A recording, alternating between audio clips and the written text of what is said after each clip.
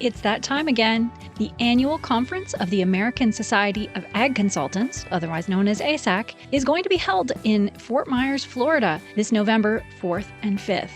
Kurt Covington is one of 9 professionals who will address the conference. The other speakers who will cover a wide range of topics represent Florida Farm Bureau, Florida Citrus Commission, University of Tennessee Institute of Agriculture, National Ag Law Center, Risk Mitigators and Advisors, Tyler Associates, as well as the lead economist for dairy at CoBank, and myself, Chrissy Wozniak from North American Ag. The day and a half of presentations will be followed by ag tours on Tuesday afternoon at Echo Farms, one of my favorite places here in Fort Myers. Attendees will experience farming at its most creative, with unique demonstrations, plants, and techniques being used to help farmers and urban gardeners in developing countries. A second tour at Echo will showcase simple technologies that can improve food, water, and shelter for millions of people. A third tour of a hydroponic grower is also being planned. For more information and to register, visit www.agconsultants.org. That's www.agconsultants.org. See you there.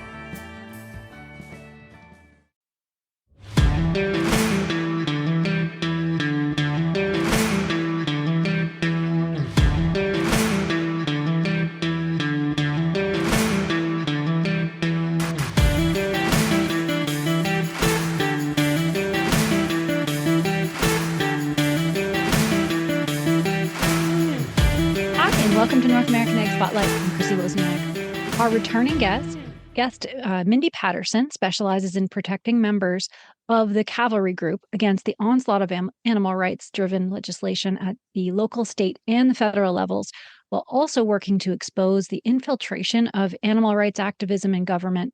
Joining her today are Brian High of NorthStar Carriage Company in Dallas and Stephanie Dickinson of Yellow Rose Carriage Company in San Antonio. Our topic today is dear to my heart. We are going to discuss the battle that Texas horse-drawn carriage companies are going through. And I personally know this topic well. Back in the late 1990s and again in the 2000s, I was a carriage driver for Sentinel Carriage Company in Niagara Falls. And in the beloved little town there, just north of Niagara Falls and Niagara in the Lake, I witnessed firsthand a change in the general public's view of horses being used in this way. In the 1990s, people gushed happily, even dreamily when they saw us. But only 10 years later, we started to get angry looks and aggressive behavior from people passing by. And that was more than 10 years ago. It's gotten a lot worse in the last 10 years.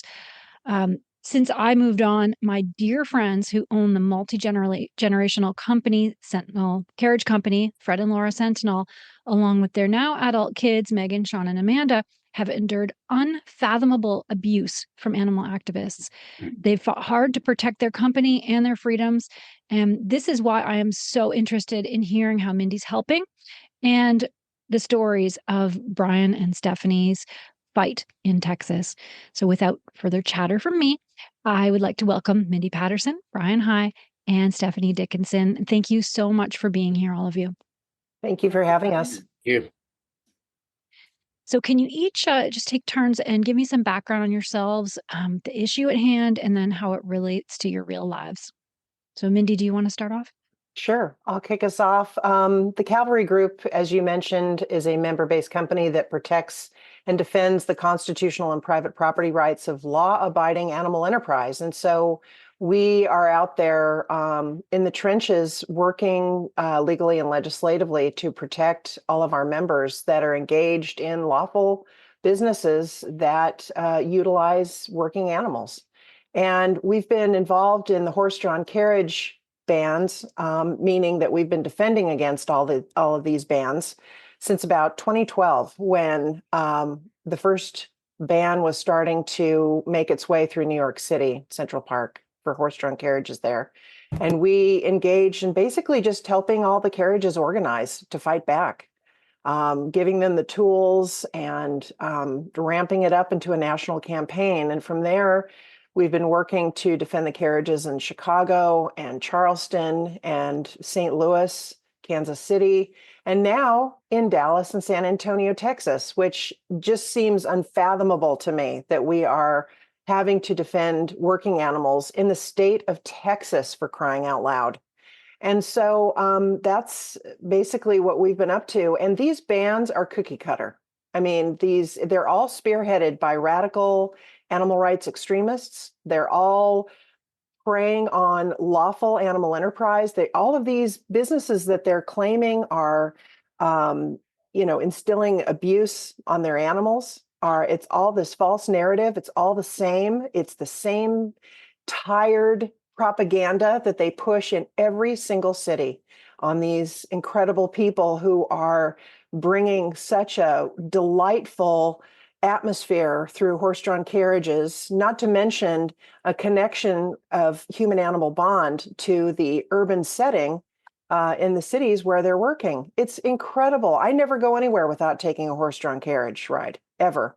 It's such a happy, wonderful activity. It's incredible, especially if you love horses as much as I do. So it's just a crime that these things are being banned. And I have to add just briefly, we got so tired of playing defense here at the Cavalry Group that we thought we were doing a good thing by passing the Working Animal Protection Act, which is passed in Oklahoma, Arkansas, and an expanded version of it in Texas, to be a preemptive strike against the animal rights groups from banning outright carriages or any lawful business that utilizes working animals. And this passed last year in 2023, known as the Regulatory Consistency Act, or House Bill 2127 in the state of Texas. We worked really hard to achieve this, thinking it would head everybody off at the pass, all the bad guys. And these cities have pretty much thumbed their nose at the law. So it has been mind-boggling to me. I mean, nothing has happened yet. We'll see. It's really up to Ken Paxton, the Attorney General in Texas, to enforce the law. So that's my spiel. That's from the beginning to present day as to what the Cavalry Group has been involved in, kind of in a nutshell, in protecting these lawful businesses. Thank you, Mindy. Stephanie? Yeah, I came over from England in 2015. I was a police officer over in the UK. I moved here with the dream of working with horses and the horse carriages downtown San Antonio. The companies that I purchased have actually been around since the early 80s, so they've been around a long time. The actual industry has been in San Antonio since 1865.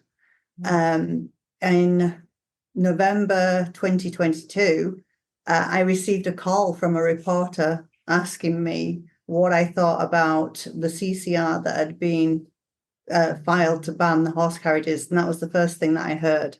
I didn't hear anything from the council. We'd never had any incidents. We'd never had any sort of accidents or anything major.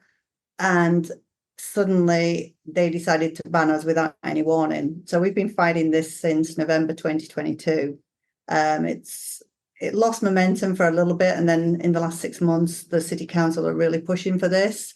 We recently had a meeting with the board for the transportation infrastructure, and they have decided that they want to phase us out between 1 to 3 years.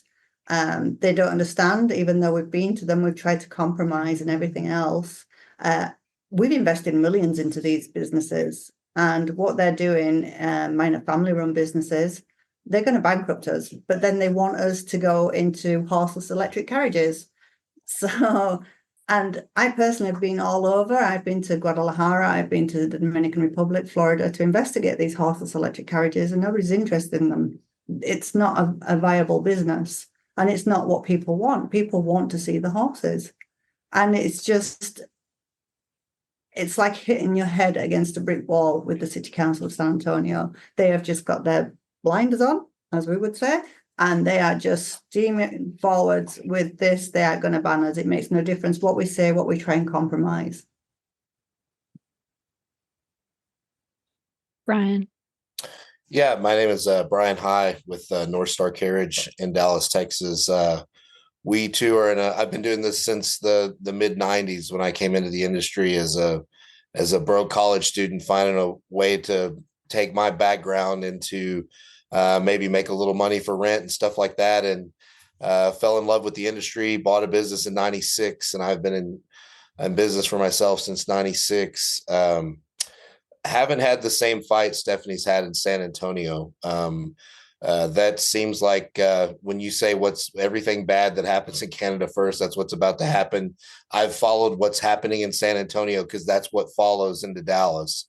And it's unfortunate that those campaigns go from city to city like that. But like Mindy said, it's the same old tired playbook. And it's just they're well organized. They definitely are, but we haven't had the same fight that they've had in San Antonio. Our campaign, I guess, really came to the forefront December 5 last year in 23. And we were, of course, neck deep in Christmas. We didn't even get a chance to look at it until January. So I guess for the last, what is it now, pushing 9 months, we've been having this fight with city council and I guess the animal right vegan activists or whatever they are. I know Mindy has been instrumental in helping us guide through this fight because she's seen this, in every city.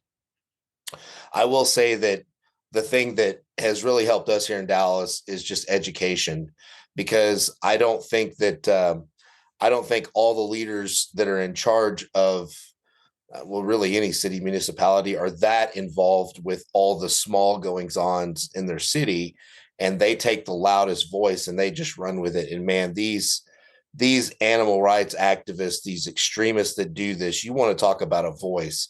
That voice is being shouted. It's almost like torture for city council. I mean, it's shouted at the top of its lungs in their office, on their computer, in their email. It's every single day and it never stops. And I'm sure they're doing the same email campaign in San Antonio, and that's how they've got everybody's attention. But in Dallas, of the city council members that I've met with, I don't see how they endure it. I mean, it will not stop. They're very well organized as far as that goes. But I will tell you, as we've tried to educate people, and I know that curve runs a lot slower than the email campaign, most people are pretty understandable. They really are. Now, we're in Texas, so most people in Texas have the same sentiments that we do. They can't believe that this would happen in Texas. And we have the same push for the electric carriage, but all of the education that we've done, make no mistake, the horse is the star of the show. Yep. It doesn't matter how well I'm dressed. It doesn't matter how cool of a carriage I have or what $5,000 harness I put on the darn thing. The horse is the star of the show, period. I am in Virginia City, Montana. It is almost 2,000 miles from my home. And I'm collaborating with a carriage service that I've worked with for a few years. And the town here does horseback carriage rides or horseback rides and stagecoach rides. And it's a staple for this city. People come from all over the country here to do this. Now, it's just tucked away in Montana. I'm not going to tell those people, they don't have those problems here because they'll come here. But I will say that the horse it's the centerpiece. If you were in this town, the horse is like the main thing that you would see in this town right now. The horse is the star of the show. Yeah. People just don't understand that. The other thing people don't understand is that these animal activists, it's a political agenda to completely alter Americans' views about what is considered humane treatment of animals. They're controlling the narrative, and that yet they know nothing about animal husbandry. Absolutely nothing. And nothing will be good enough for them. They'll just keep moving the goalpost until we're gone. That's their goal. Well, they have openly admitted, because when it first started down in San Antonio, we had somebody from Chicago and New York on a radio station with one of the council members. And he said that if they could close the carriage industry down in San Antonio, they could close it down in the whole country. We were going to set a precedent. Believe that. Yeah. Oh, yeah. And I want to also, so my audience is agriculture based, and I just want to make it really clear that this is a different topic for us in agriculture because it's to do with horses, but these are work animals. This is exactly the same as livestock. And what you're going through on your dairy farms with activists is exactly the same thing. They're not stopping at horses. They're not stopping at dairy cows. They're not stopping at beef cows. This is a full-out attack on animal ownership and property rights. And I know Mindy can speak to that. She gets very passionate about this topic, but I just want to make it clear that this is why I want these horse carriages on this show, even though we're mostly agriculture based. It's all animals. It's even dogs. I've witnessed that in Niagara on the Lake. Those activists say they don't agree with dog ownership. Mindy, would you mind kind of explaining some of the things that you've experienced with other, dogs, elephants, and some of that, just as a base for everyone to really grasp that it's all animals, not just these horses? Of course. Well, everybody's in the crosshairs, as you've said, and legislation is ground zero. It is ground zero at the local, state, and federal levels. And for example, the state of Massachusetts just a couple of months ago passed state legislation to ban the exhibition of certain exotic animals. So you can't go to the state fair and see certain exotic animals or see a traveling circus or animal exhibit. There's a lot of people who own small educational zoos with exotic animals by definition within the legislation. So there are states all over the country that have already banned outright the exhibition of exotic animals, but the state of Massachusetts just did so a couple weeks ago. All over the country at the local level, there's a long list of working animals that have been banned at the local level. In 24 states, in 78 municipalities, they've already banned carriages in quite a few cities. They're trying to ban rodeo in Los Angeles as well as San Diego. Tell me that's not potential to come to Texas if they're successful in banning horse-drawn carriages. Rodeo is next in the crosshairs. They're banning the ability for licensed, regulated, inspected dog breeders who breed for the pet industry to sell through pet stores. If something doesn't align with the ideology of these animal rights groups, which they, as Brian was saying, and Stephanie too, they coerce these city council members and sometimes state legislators into doing their bidding by writing them big checks and supporting their campaigns. And, there's a lot of coercion that goes on to basically advance their agenda. And that is a no animal ownership society, no animal use at all. And it's all coming through legislative reform and regulatory reform, which comes to us via legislation. And that's why we got tired of playing defense on all of these local municipal bans that were happening and all of these things. I mean, we have a long, in fact, I'll share with you the link, Chrissy, so you can post it on in the show notes. There's a list of all these states and local municipalities that have outright banned working animals. And it's a crime. People don't even know that this is going on in their backyard. And one day they'll say, hey, weird, why isn't there the same animal exhibition tent or exhibit that was at our county fair like last year? Oh, that was banned legislatively by the city council or the state legislature. Things are just vanishing. They're disappearing. And we can't let this happen. And the horse-drawn carriages are so important, not only because it brings that human-animal bond to the urban setting where most kids and people may not even get to touch a horse or experience a draft horse, working animals. It's an amazing experience for everyone. And the same holds true for rodeo and all these different venues for working animals. But one day, these things, if they just go away, people won't know what happened. They'll just be gone. But it's not just about the carriage ride. It's about our way of life. Animal agriculture and animal ownership has been the cornerstone of America since our founding. And it is a private property issue, as you pointed out, Chrissy. And this is who we are as Americans. Americans love these things. This is part of our culture and our heritage. And they want to strip it away because it doesn't align with their personal agenda. And they are a vocal minority, by the way. Why are we bending to the will of the small vocal minority that wants to destroy our way of life? We can't. We can't let this happen. Exactly. Yeah. And there's a difference, as anyone who's worked with animals knows. you will do anything for your animals. It's not that we don't love animals, especially livestock, especially. Yes, they have one bad day, right? That was actually a quote from Fred Sentinel, who taught me a long time ago. Those animals have one bad day. And even then, they don't even, it's fast. But when you work with animals every day, I have countless stories of how horses have saved me, right? And then what we give back to them as well. I know I've shared this with you, Mindy, but I went into premature labor with my son while I was driving a carriage, and at 22 weeks, and I had to get him home first.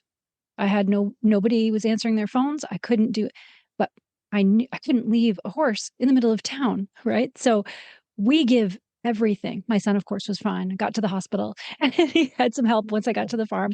But we put everything into those animals, the same with our dogs. It's not that we don't love our animals, they're not human.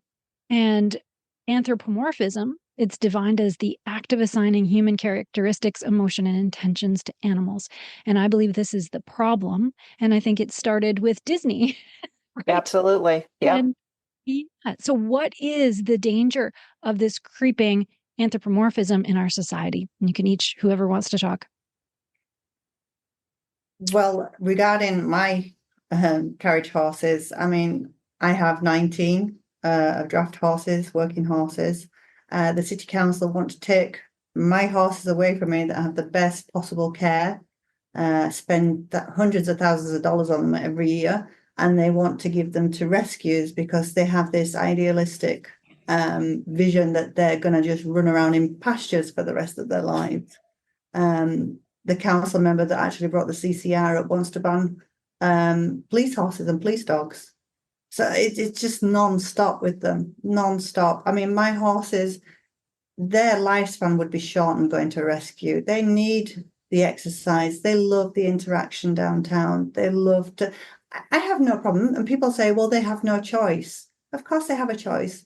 I could not make a 2,000-pound horse get onto a trailer, attach it to a carriage and go and work for an evening if it didn't want to do it. So Exactly. it's Clearly, those people have never been around a horse that doesn't want to do something. Yeah. And every time we say, like the CCR that first came out, it was like, oh, it's cruel to the horses. So we addressed that. Even the city vet went down and said, look, there's no issues. There's no evidence of any horse ever having lung issues working in this sort of environment. And so then it changed. Oh, well, they're causing congestion.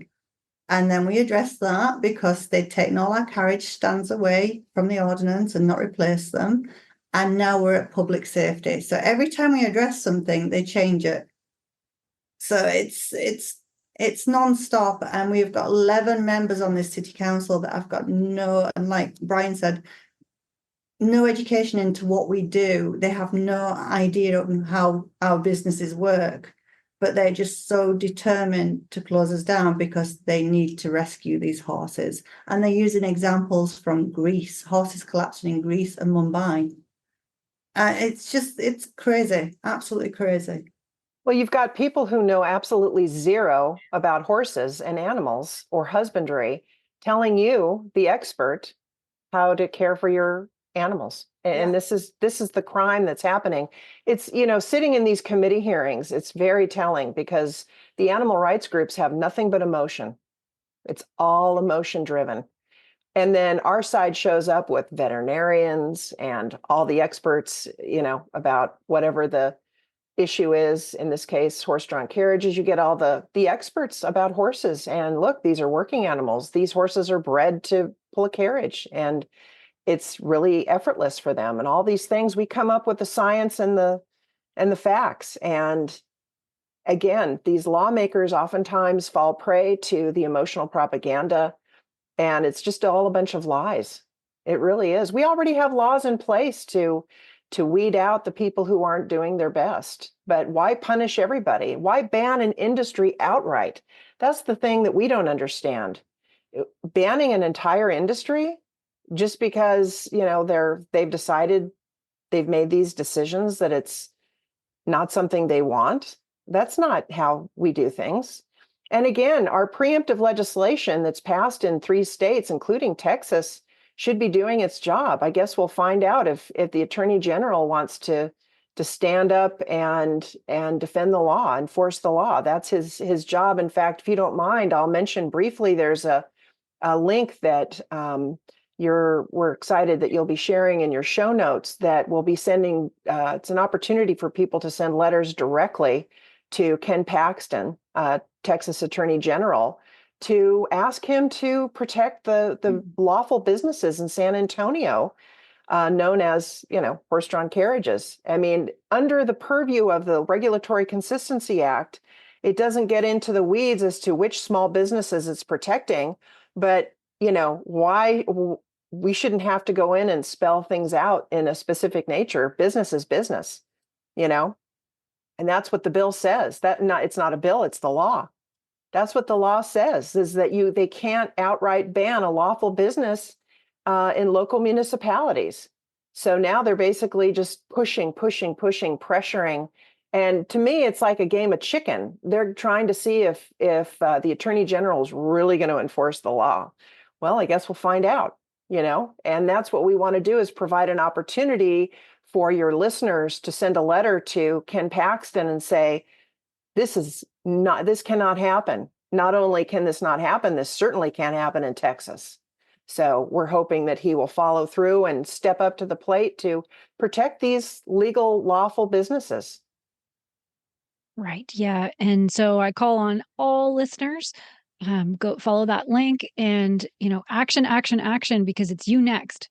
So let's stand together and have our voices heard and send that letter and try to help protect our industries. Mindy, can you explain more or talk more about your preemptive legislation, what that entails, and how you're setting that up kind of as a template, right, to roll out in other states? Sure. The Working Animal Protection Act is a very simple 4-paragraph piece of legislation that basically is a preemptive bill that, if people want to look it up, the model is the Oklahoma bill that passed in 2021. And that was Oklahoma 2021 House Bill 1620, if you want to look it up. And it basically just says that local municipalities cannot outright ban lawful businesses that utilize working animals in transportation, such as horse-drawn carriages, exhibition, education, entertainment, and agritourism. And it's the whole idea behind it is to go on offense to protect these lawful businesses from the animal rights groups that have been spearheading these bans all across the country. As I said earlier, they have already, and when I say animal rights groups, I mean specifically the Humane Society of the United States and PETA have really done their fair share of banning these lawful businesses all across the country, in 24 states, in 78 local municipalities, by sometimes even banning the tool. They banned the ability for people who own elephants in the state of California by banning the elephant guide. Well, the elephant guide looks exactly like a show stick. It shows the precedent that they're setting to come for more. If they can ban the elephant guide, they can ban the show stick, they can ban spurs, they can ban the bucking strap, they can ban certain bits, harnesses, we could just go on and on. This is how they're doing this, and it's a crime. So the Working Animal Protection Act is an opportunity for those engaged in agriculture, in animal husbandry, people who work with working animals, to say, if we don't have a preemptive piece of legislation that becomes law that says animal rights groups can't ban us outright legislatively, that's really what this does. It's an opportunity to head them off at the pass. It's an opportunity to go on offense. Playing defense is tough.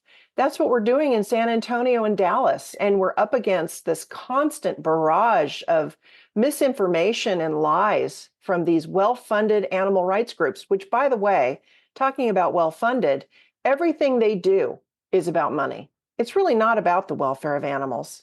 It's really not. They just want animal abolition, and in the process, they are raising money on the back of these campaigns. And that also is a crime. And then they in turn use that money to fund lawyers and lobbyists to pass more bad legislation, very deceptive legislation, and basically to put people out of business who raise, breed, and work with animals.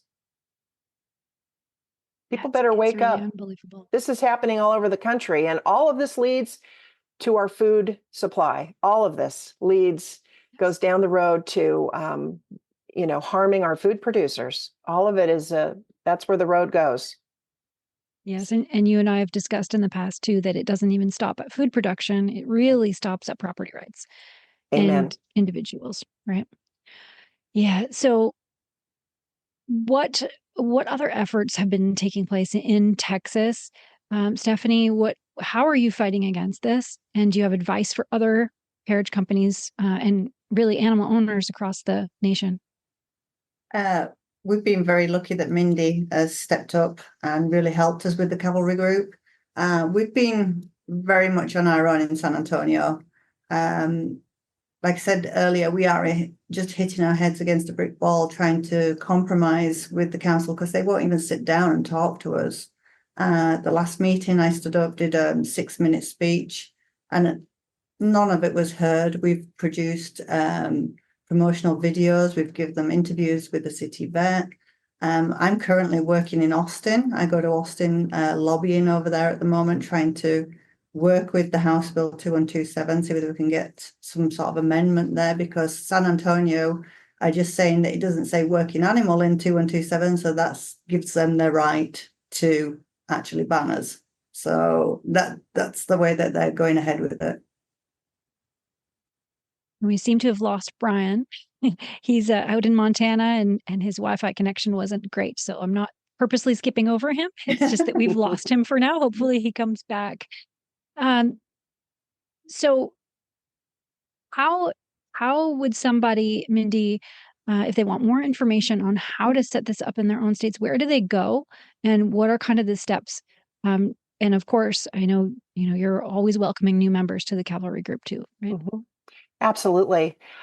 If you are a animal enterprise that's being harassed by animal rights groups, or they're threatening to ban you in some way, reach out to us and we'll help you get organized with a campaign, and reach out to lawmakers to help you. Basically, that's what we do, is organize a campaign. It's an effort that is many tiers. But honestly, this is tough because, as Stephanie just said, every legislator in the state house supports them. I mean, the legislature is all about engaging in, supporting commerce in the state of Texas. I mean, this is an attack on a lawful business. These guys are licensed and inspected, and unannounced inspections, by the way. They're doing everything right. And yet these groups are pushing to make them go away. Then you've got the people at the local level. This is where the horns are clashing, because it seems as though local government is just running rampant and out of control in pushing some of these things that the state legislature don't agree with. And that's why they passed the Regulatory Consistency Act in the first place, because these urban activists are being met with sympathetic ears in the city councils or county commissioners to ban these lawful businesses because what they do don't align with their ideology. And that's what we're facing all across the country. Honestly, that's what's happened in California with the coastal elites versus the people in agriculture in the rural areas. There's a political clashing of urban versus rural. So we've caught up with Brian again. We had lost him on the original call, but I've caught up with him again, and we're just about ready to start our conversation again. So Brian, tell me your story about your carriage company and what you've been going through in Dallas. Yeah, my name is Brian High. I have a carriage service in Dallas, Texas. We've been operating since 96. In the downtown area, we do, just basically what you see in every city: historical tours, weddings, funerals, special events, parades, etc. For years and years and years, we've operated a very competitive business down there. In the last 2 years, we have come under fire from definitely politically driven animal rights activists that have started a campaign across the country, in 20 some odd cities, actually all over the world. and but 20 cities specifically in the United States that they want to ban horse-drawn carriages. And what they do is they go down and they protest where you're operating, and they try to find violations, and they have an incredible email campaign that just hounds the city council to where they get their voice heard. And over the last 10 months specifically, we have been dealing directly with city leaders on trying to set the record straight, make sure that everybody understands the truth and not the propaganda, make sure everybody understands that, you know, the horses are well taken care of, et cetera, and that everything that they say is not exactly true. We do not, as you saw in the main interview, we do not have the same situation that Stephanie has down in San Antonio. It's a similar group. It's the same parent company based out of Chicago that has started all this. And fortunately for us, and I hope this continues, that the city of Dallas is not a big fan of letting the city of Chicago try to dictate policy or how they need to run their city. And it's definitely a different tone that they have in San Antonio. So I understand that Stephanie's fighting a little bit different battle than we are. And I hope for Stephanie's sake it gets better, and I hope ours doesn't change too much. But you know, we're all in it together. I'm here to help Stephanie if she needs help, and she's been right there when we've had questions as well. Yeah, that's amazing that it's two places in Texas of all places, right? It's just shocking to me that it could happen in any state, and it's just such a good warning to everyone else that, you know, we got to get on top of it legislatively as fast as possible. Like what Mindy always says, let's get ahead of the legislation. Let's fight back before it's a fight. Correct. Yeah, it seems insane that we do have to talk about this in Texas, and like I said, fortunately for us, city leaders that I've spoke with, I mean, the ones that you actually can sit down with and you can actually tell them where things actually sit, and not just the propaganda coming out of Chicago that's, you know, it's all politically driven, right? It's all vegan motivated. You know, they don't want any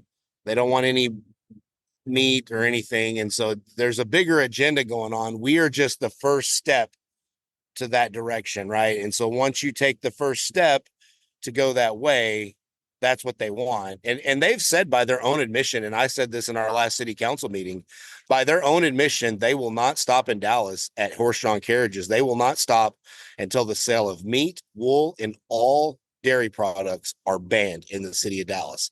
And as crazy as that sounds, that's the type of people that we're dealing with. And it's just, it just seems unfathomable that it does come to a place like Dallas, you know, like if that was in Portland or Seattle, like you probably understand, but not down south. And so it's a different deal, definitely, for sure. Yeah, and even the activists in Niagara and the Lake in Niagara Falls, they are against dog ownership even. I can't even wrap my brain around that. Yeah, just unbelievable, right? Yeah, the man's best friend, and they don't want you know, that's insane. That's insane. Yeah, it's crazy. So what's your advice to those who want to stand up for animal agriculture, animal ownership, really, and property rights? What's your advice to people that just want to do something? Well, obviously, any type of media that we send out, anybody that supports that stuff, the numbers do matter. We have learned in this campaign, and I know it sounds crazy, their email campaign that they blast the city council with, it is so bad that they'll pick one city council member a week, and it's every day. They send them just a diatribe of, you know, all false information about how bad our industry is and all this stuff. And they just will not quit. And it goes for a week, and then they go to the next one. And then it goes for a week, and it goes to the next one. And so at some point in time, you know, obviously they do have to respond. So for us to combat that, we have just tried to level set the playing field every chance we've had the opportunity. And anytime that we have needed numbers, we need people to go in there and definitely give their opinion. That's a big one. Residency is another one. So like when the folks from Chicago come down and they want to say that we need to ban horse-drawn carriages, and we try to tell people that that's not very popular with your own constituents in your own districts, that has a real meaning. It really hits home to those city council members. Because, I mean, let's just call it like it is. The city council members don't really care about horse-drawn carriages. What they care about is votes. And when they hear their constituents saying, this is not very popular, even though they're, making this an issue, then they have to listen to that, because if you do a lot of unpopular things, then you will not be voted back into office. And so it does help when people do stand up and say, I'm in your district and I am not for this. And it makes a big statement. And then legislatively, I think that we can't sleep. We have to be awake on what is going on that we think could never happen. Right. So everything that Mindy talks about the proactive legislation that she does, I'll bet you 75% of that stuff, when I was learning where we're at in this playing field, I never thought any of that stuff could even happen. Like, I didn't even think it was even possible for us to ban like certain animals doing certain things in certain places, because I didn't know we were at that place. And people are just they're kind of asleep to it, to be honest with you. And like I said, it's that one shift. If you make that one shift, then it makes it easier for all the other stuff to fall. And, like for example, here in Texas, the cities of Houston, San Antonio, Austin, Dallas, and El Paso, they have all signed an amicus curiae with the state of Texas, and they're against this 2127 House bill that we have, right? So they've all teamed up together to where if it ever does come to court, in an appeals court, they're all together fighting it as one group, these 5 big cities, and they're all connected. And the premise of 2127, I can see why a city entity would not want the state to tell them what to do. But on the flip side of that, if the cities are not irresponsible with their policies, then they don't need the state to maybe govern them like a child and say, hey, you can't do that to people. These are hardworking people that aren't doing anything wrong. These are lawful businesses that you're just at a stroke of a pen saying you don't need to be in business anymore. And people need to be awake to this stuff. It is going on all around us, not just in agriculture, but since, obviously we're in agriculture, we see that. My uncle's a commercial farmer in Minnesota. So a lot of the things that y'all talk about in your podcast, I see. I mean, he farms just like folks in your area do. So I see the same things that you talk about. And again, you talk to somebody that isn't following it, they can't believe this is going on. And that would be my recommendation, is just don't be asleep to what's going on and speak up when you have the opportunity to give your voice. It's important, and it does matter. Absolutely. I couldn't agree more. So my last question for you is, why have you taken on this fight? You could have just, gotten into a different business or, lay low, but you are on the front lines. And so what drives that? I think that initially speaking, when we started in this fight, if you will, I was shocked to see the support that we had from folks that I didn't expect to be in support. And when there's other operators in my area. Okay. So I'm not the only operator in Dallas, but all those people kind of look to me and another guy that has helped me quite a bit, that's been in business there for a long time in Dallas. And it was pretty obvious to me that if I didn't take on the fight, nobody was going to. And that there in and of itself was going to be a win for the vegan group. And I was not willing to just lay down and do that. It's not in my DNA. I'm not bred like that. And I just couldn't turn my back on it. And it wasn't for them. Obviously, I've done this for 30 years. So obviously there's a body of work that you're somewhat proud of, right? You've established yourself. You've done this. I mean, the premise of where we are right now, we're going to be competing here at the Oklahoma State Fair with folks that are going to come down and work for us in Christmas time. I mean, it's a community that's not just based in Dallas. And I've had folks like in Kansas, which we have a lot of contacts in Kansas. They tell me straight out, you can't let Texas fall. If Texas falls, Kansas is right behind you. Oklahoma's right behind you, and Nebraska's right behind you. And there's probably some truth to that. If I had to say, is you get one state like Texas, Kansas, and all these other agricultural states in the Midwest, in the heartland of the United States, they probably fall right behind them. So I don't see myself as a big cog in that wheel, but I can definitely say that I don't feel like I'm ready to back down from this here in Dallas. No way. Well, thank you for what you do, and hopefully we can keep building numbers and find our voices and understand that this affects every human being that eats food. Right. So it's all of us. Yeah, And just if you eat we food, really need to.